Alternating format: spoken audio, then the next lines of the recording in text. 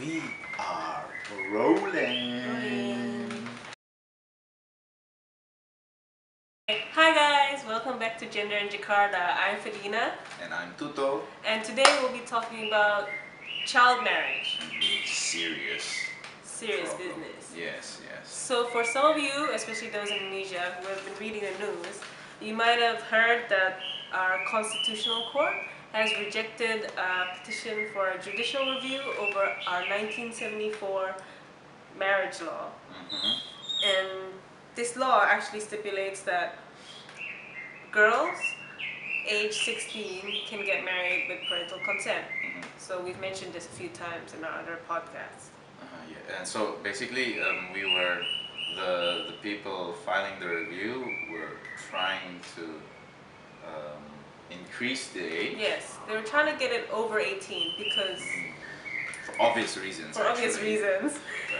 Basically, the judges at the Constitutional Court ruled that all the problems, social health and economic problems, are not merely caused by the minimum age limit set by the Constitution. It also doesn't mean that by maintaining the current minimum age of 16, we, the state, will not prevent child marriage, which brings social, health and economic problems. So the court even says, child marriage brings a lot of problems, but for some reason they decided not to raise this.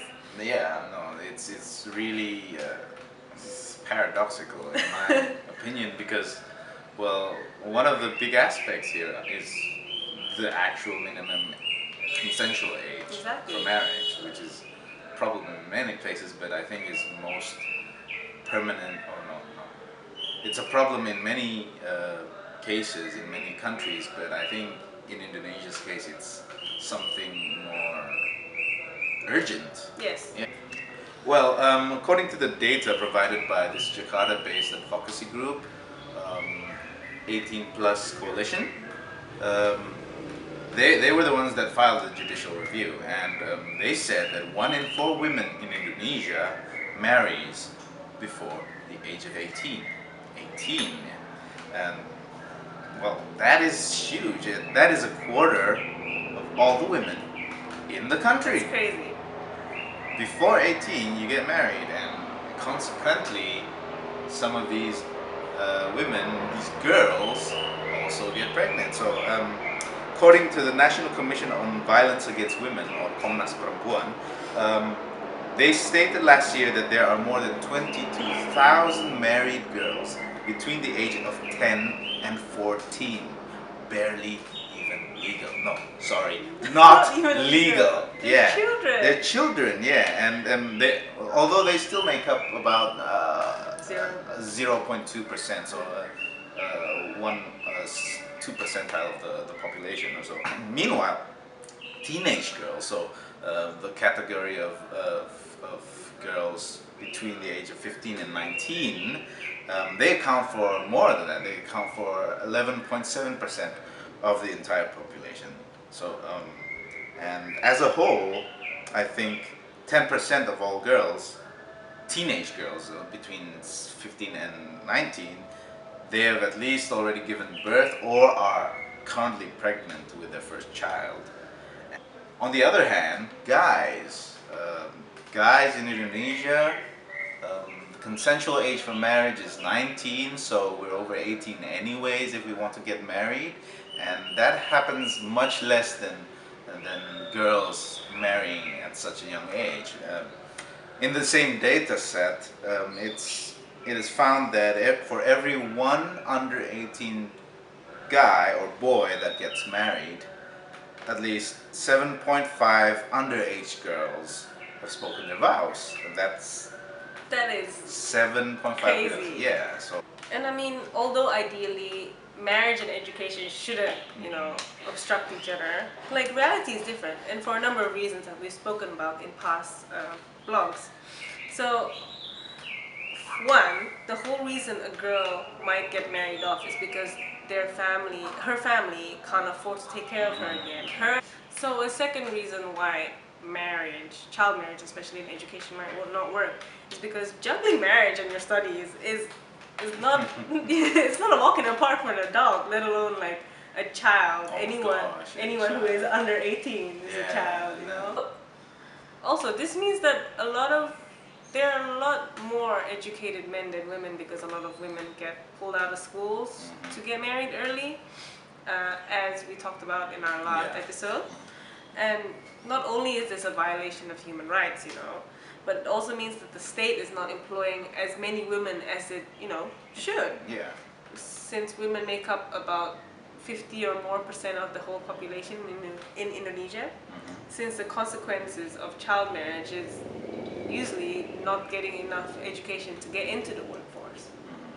So the consequence of child marriage is that not enough women actually have the opportunity to come in to enter the workforce itself, because they're bearing children, because they're marrying off at a young age, and perhaps following their husbands around or whatever. So there's that too, and that's not even like the worst part of it. There's like physical health is also an issue here, and it's pretty gory by international standards. I mean, Indonesia, I think, at least let's start from you know, as most of us have already learned, biology class, puberty usually happens around that age, between ages 12 to I guess 18 for girls. During this period, I mean, we're still continuously growing, and this means that, especially for girls, their bodies are not, they're still developing, and they're not fit for childbearing at all. I mean, I've heard about like very young pregnancies, and it's just not right. It's not right in terms of health, morals, or anything, I think. And activists say that this contributes to Indonesia's really bad maternal mortality rate, and I think we're pretty much high up there on the list of countries with the worst cases where childbearing leads to the mother's death. According to a 2012 Indonesian Demographic and Health Survey, there are 359 deaths, maternal deaths, per every 100,000 live births. So that means that 359 mothers die during pregnancy in every 100,000 births. That's right. And I mean, this is even more staggering, because the numbers have actually gone up since I think 5 years ago. This is a 2012 study. Like 5 years prior, in 2007, our data shows that we only had 228 deaths per 100,000 live births.